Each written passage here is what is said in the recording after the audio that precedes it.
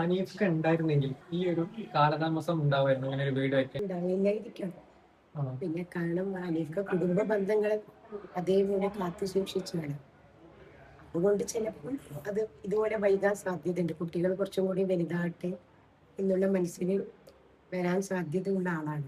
അതുകൊണ്ട് തന്നെ സിബ്ലിങ്സ് ഒക്കെ എല്ലാവരെയും നോക്കിക്കൊണ്ട് അനിഫ്ക ഒറ്റക്കൊന്നും ചെയ്യില്ല. സിബ്ലിങ്സ് ഒക്കെ എല്ലാവരും ഒരു സുരക്ഷിതാക്കിക്കൊണ്ടാണ് അതുകൊണ്ട് അതിൻ്റെതായ എന്നും ഒരു വൈകി അനിഫിന്റെ ലൈഫിൽ ഉണ്ടായിട്ടുണ്ട്.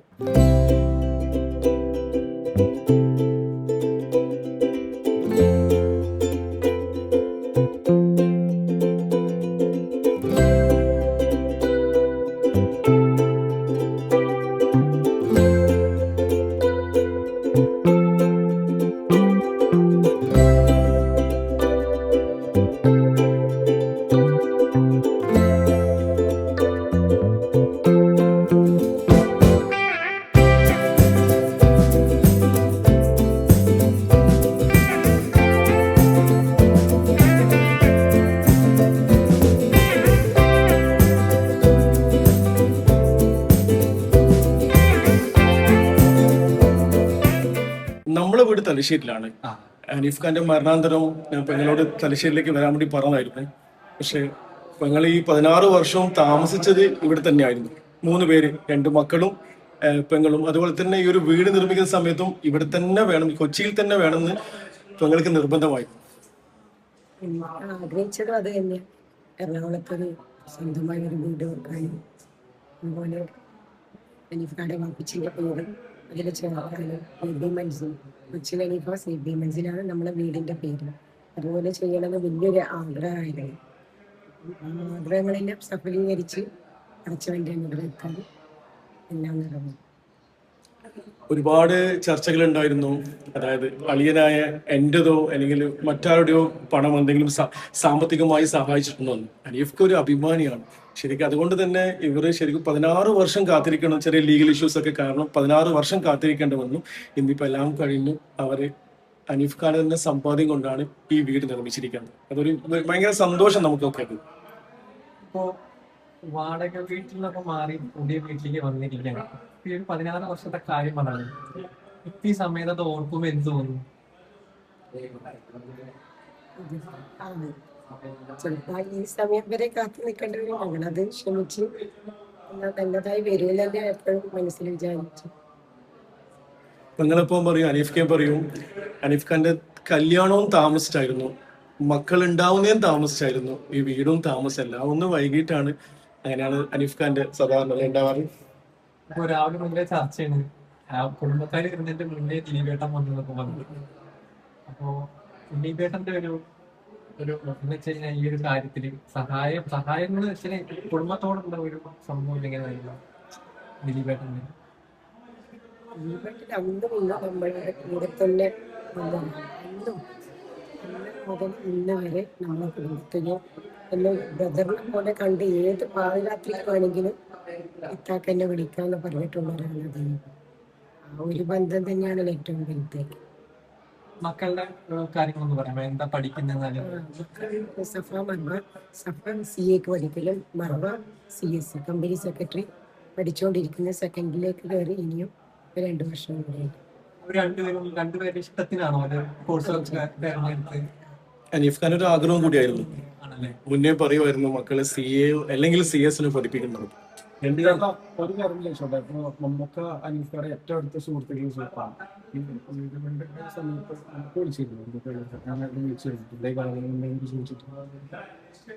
മമ്മൂക്ക ഇത് അറിഞ്ഞിട്ടുണ്ടാവും എന്ന് എനിക്ക് തോന്നുന്നു. ഇപ്പൊ ഞാൻ പറഞ്ഞിട്ടുണ്ട് വീട് പണി കഴിഞ്ഞപ്പോ. പിന്നെ മമ്മൂക്കായിട്ട് സംസാരിച്ച് മമ്മൂക്ക ഇവിടെ ഇല്ല, നാട്ടിലെത്തിക്കഴിയുമ്പോ ഷുവറായിട്ട് ഞാൻ വരും.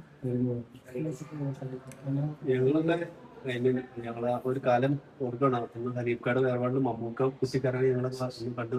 ഞങ്ങൾക്ക് ഭയങ്കര വിഷമമായിട്ടുണ്ട്. മമ്മൂക്കാട് അത്രയേറെ ഇവര് ഡീപ്പായിരുന്നു. അവര് ഒരു റൂമില് ഒരുമിച്ച് വർഷങ്ങളോളം താമസിച്ചിട്ടുണ്ട് മദ്രാസില് സിനിമ തിരിഞ്ഞ് നടക്കുമ്പോഴൊക്കെ. അപ്പൊ ആ ഒരു ഫ്രണ്ട്ഷിപ്പില് മമ്മൂക്ക എത്രത്തോളം ഹരീഫ്കാട് വേർപാടിന് ശേഷം കൂടെ ഉണ്ടായിരുന്നു.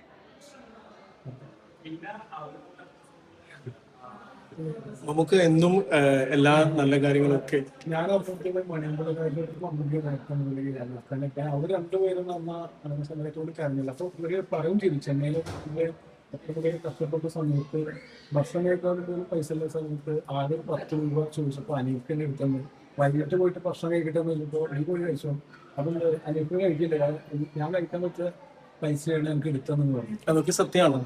അതൊക്കെ കാരണം അനീഫ്ക സുഹൃത്ത് എന്നും കാത്തു സൂക്ഷിച്ചതാണ്.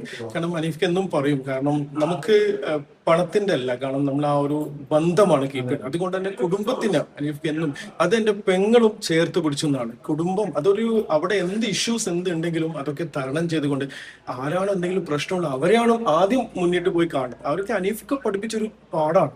അതന്നെ ശരിക്ക് അനീഫ്ക ബാക്കി വെച്ച സ്വപ്നങ്ങൾ ഇവർ ഓരോന്ന് നിറവേറ്റുകയാണ്. മക്കളായിട്ട് എന്തെങ്കിലും കലാപരമായിട്ട് എന്തെങ്കിലും ഇതിലേക്ക് കുറെ ട്രോഫികളൊക്കെ ഞങ്ങൾ കണ്ടിരുന്നു. അങ്ങനെയൊന്നും താല്പര്യം പ്രകടിപ്പിച്ചിട്ടില്ല. വരക്കും, ഒരു മൂള് വരക്കും. മക്കളുടെ കല്യാണ കാര്യങ്ങളൊക്കെ അതെങ്ങനെയായിരിക്കും? അത് പഠിച്ച് ജോലി ഒക്കെ ചെയ്യും.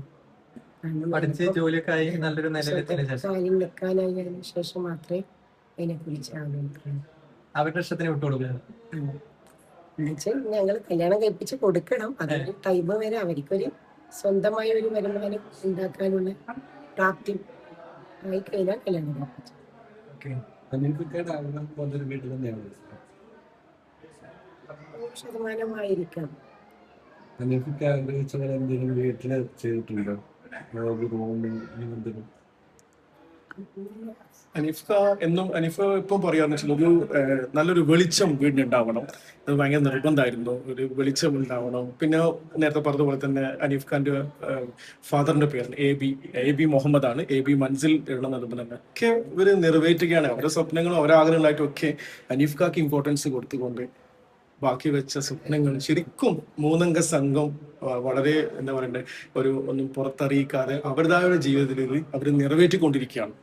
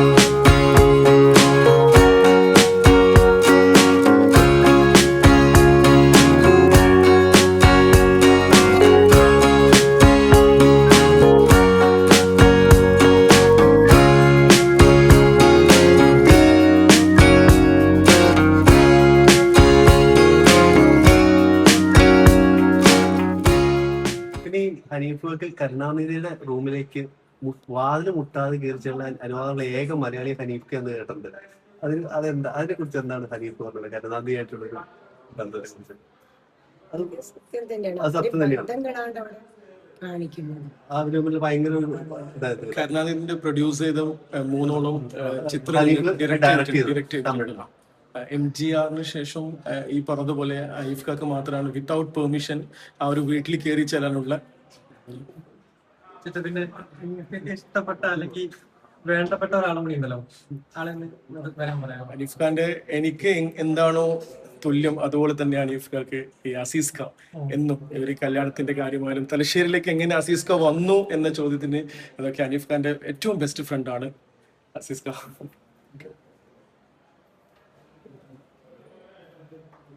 നിങ്ങൾ സംസാരിച്ചു അനീഫ് ബന്ധം കാത്ത് സൂക്ഷിക്കുന്ന കാര്യം. അതിൻ്റെ ഒരു സാക്ഷിയാണ് ഞാൻ. കാരണം എന്ന് പറഞ്ഞാൽ ഒരാളുടെ ബ്രദറാണോ എന്ന് ചോദിച്ചിട്ടാണ് ഞാൻ അനീഫ്കയെ പരിചയപ്പെടുന്നത്. മമ്മൂട്ടി സിനിമാ നടനായതിനു ശേഷം ആദ്യമായിട്ട് ഗൾഫിൽ വന്നപ്പോൾ ഒരു പ്രോഗ്രാമിന്, അന്ന് കൊച്ചിൻ ഇബ്രാഹിം എന്ന് പറഞ്ഞൊരു പാട്ടുകാരനായിരുന്നു. അപ്പം അന്ന് കൊച്ചിൻ ഇബ്രാഹിം എന്ന പാട്ടുകാരൻ കൊച്ചിൻ അനീഫ്കയുടെ സഹോദരനാണെന്ന് അറിവുണ്ടായിരുന്നു. അന്നത്തെ കാലഘട്ടത്തിൽ ചർച്ച ഉണ്ടായിരുന്നു. അത് ചോദിക്കാൻ വേണ്ടി ഞാൻ അനീഫ്കയോട് നേരിട്ട് ചോദിച്ചു, ഇത് നിങ്ങളുടെ സഹോദരനാണോ എന്ന് ചോദിച്ചു. ആ ഒരു ചോദ്യത്തോടു കൂടി ഞങ്ങൾ ഫ്രണ്ട്ഷിപ്പായി, അതൊരു കുടുംബ സുഹൃത്തായി, ഒരു ജ്യേഷ്ഠ സഹോദരനായി മാറി. അതാണ് ഇന്നും ആ ബന്ധം. ആ അനീഫ്ക്ക് എങ്ങനെ എനിക്ക് പിന്നെ ആ ഒരു ബന്ധം കാത്തു സൂക്ഷിക്കുന്നത്, അത് ഇപ്പം അനീഫ്ഖാൻ്റെ വൈഫും മക്കളും സഹോദരനും കുടുംബങ്ങളൊക്കെ എനിക്ക് തരുന്നുണ്ട്. പിന്നെ ഓർക്കാൻ ഒരുപാട് കാര്യങ്ങളുണ്ട്, ആഗ്രഹങ്ങൾ ഒരുപാടുണ്ട് അനീഫ്ഖാക്ക്. അനീഫ്ഖയുടെ വീട്ടിലെ കാര്യങ്ങൾ ഞാൻ എൻ്റെ വീട് എടുത്തതിന് ശേഷം ഒരുപാട് ഐഡിയകൾ എനിക്ക് തന്നിട്ടുണ്ടായിരുന്നു. സാധനം വാങ്ങിക്കണം, ലൈറ്റിൻ്റെ കാര്യങ്ങളൊക്കെ. അതിലും ഒരു സ്റ്റെപ്പ് മുന്നോടികൂടിയാണ് ഇപ്പം ഫാസില ഇത്രയും മനോഹരമായിട്ട് ചെയ്തിരിക്കുന്നത്. അനീഫ്ഖാനെ പരിചയപ്പെടാനുണ്ടായ കാരണം എന്താണ്? എപ്പോഴാണ് പരിചയപ്പെട്ടത് ആദ്യമായിട്ട്? അതിന് ഞാൻ പറഞ്ഞത് വർഷം ഓർമ്മയില്ല. മമ്മൂട്ടി ആദ്യമായിട്ട് ഗൾഫിൽ വന്നു ഫസ്റ്റ്, അതായത് സിനിമാ നടനായതിനു ശേഷം ഗൾഫിൽ ഒരു പ്രോഗ്രാമിന് വന്നത്. എനിക്ക് തോന്നുന്നു ഓൾറെഡി 85 എനിക്ക് ഓർമ്മയില്ല. അതെ, ആ സമയത്താണ് പരിചയപ്പെടുന്നത്. അതിന് ഓർക്കസ്ട്രേഷൻ കൊടുത്തിരിക്കുന്നത് ഞങ്ങളുടെ നൂറുദ്ദീൻ എന്ന് പറഞ്ഞ ഒരാളാണ് തലശ്ശേരിയുടെ. അപ്പോൾ അദ്ദേഹത്തിൻ്റെ കെയർ ഓഫിലാണ് ഞാൻ മമ്മൂട്ടീനെയും അനീഫ്ഖാനെയൊക്കെ പരിചയപ്പെടുന്നത്. അങ്ങനെയാണ് സംസാരിക്കുന്നത്. ആ ഒരു ബന്ധം, വലിയൊരു ബന്ധം, ഇന്നും ആ ഒരു ബന്ധം തുടർന്ന് പോയിക്കൊണ്ടിരിക്കുകയാണ്. മറ്റു കലാകാരന്മാരുടെ പ്രത്യേകത, അനീഫൊക്കെ മറ്റുള്ള ആൾക്കാർ ഒരു കലാകാരൻ തന്നെയല്ലേ പ്രത്യേകത പറയുകയാണെങ്കിൽ? പ്രത്യേകത എനിക്ക് തോന്നിയത്, ഞാൻ അനീഫ്ഖ ദുബൈയിൽ വന്നു കഴിഞ്ഞാൽ 99% എൻ്റെ കൂടെ തന്നെയുണ്ട്. ഈവൻ ഷൂട്ടിങ്ങിന് പോലും അവിടെ നിന്ന് ഷൂട്ടിംഗ് നടക്കുന്നുണ്ടെങ്കിൽ ഞാനും കൂടെ ഉണ്ടാകാറുണ്ട്. ഏതെങ്കിലും ഒരു നടന്മാരെയോ നടിമാരെയോ അറിയാതെ പറഞ്ഞിട്ടുണ്ടെങ്കിൽ അനീഫ്ഖാന് തക്കതായ മറുപടി കൊടുക്കും. അതാരായാലും അനീഫ്ഖ ഒരു വിട്ടുവീഴ്ചയില്ലാതെ മറുപടി കൊടുക്കും. ആദ്യം അനീഫ്ഖാന്റെ ചോദ്യം, നിങ്ങൾക്ക് എന്തെങ്കിലും അനുഭവം ഉണ്ടോ എന്നാണ് ചോദ്യം. ഇല്ല, അത് പറയുന്നത് കേട്ടിട്ടുണ്ടെന്ന് പറഞ്ഞാൽ ഇനി മേലാൽ മറ്റുള്ളവർ പറയുന്നത് കേട്ടിട്ട് പറയരുത് എന്ന് പറഞ്ഞിട്ട് അവർ ബാൻ ചെയ്ത് കൊടുക്കുന്നുണ്ടായിരുന്നു. അത് മറ്റുള്ള അതെ. ആ സമയത്തൊക്കെ ഇങ്ങനെ വീട് വെക്കുന്ന കാര്യമൊക്കെ പറഞ്ഞിട്ടുണ്ടായിരുന്നോ? അല്ലെങ്കിൽ ഇങ്ങനത്തെ കാര്യങ്ങൾ വീട് വെക്കുന്ന അല്ലെങ്കിൽ അതെ, അല്ല, വീട് വെക്കുന്ന കാര്യം പറഞ്ഞാൽ ഞാൻ എൻ്റെ വീട് എടുത്തപ്പോൾ അതിന് പിന്നെ ഞാൻ ഓരോ, അതായത് അതിൻ്റെ പ്രൊജക്ട് വർക്ക് കംപ്ലീറ്റ് അനീഫ്ഖാക്ക് കാണിച്ചിരുന്നു. കംപ്ലീറ്റ് അതിൻ്റെ എന്താ പറയുക, എഞ്ചിനീയറിംഗിൻ്റെ കംപ്ലീറ്റ് ഷീറ്റ് ഞാൻ കാണിച്ചിരുന്നു. അപ്പോൾ അതിൽ വളരെ ഇഷ്ടപ്പെട്ടു. അതിൻ്റെ സാധനങ്ങൾ വാങ്ങിക്കുന്ന കാര്യം അനീഫ്ഖായിട്ട് ചർച്ച ചെയ്തിട്ട് ഞാൻ ചെയ്തിരുന്നത്. മാത്രമല്ല, പല സാധനങ്ങളും ഞാൻ ഗൾഫിൽ നിന്ന് കൊണ്ടുവന്നാണ്. ഇതൊക്കെ വാങ്ങിക്കാൻ എൻ്റെ കൂടെ അനീഫ്ഖയും വരാറുണ്ടായിരുന്നു, ഈ സാധനങ്ങളൊക്കെ സെലക്ട് ചെയ്യാനും വാങ്ങിക്കാനൊക്കെ. അതുകൂടാതെ എനിക്ക് ട്വിൻസാണ്. അപ്പം എൻ്റെ കുട്ടികളെ പിന്നെ 3 മാസത്തോളം ഫാസിലയാണ് അവിടെ നോക്കിയിരുന്നത്. കാരണം ദുബൈ സിനിമന്റെ ഷൂട്ടിംഗ് നടക്കുന്ന നേരം 3-4 മാസത്തിലേ 3 മാസം തുടർച്ചയായിട്ട് അവിടെ തന്നെ ഉണ്ടായിരുന്നു. എൻ്റെ പിള്ളേരെ നോക്കിയിരിക്കുന്നത് ഫാസിലയാണ് ആ സമയത്ത്.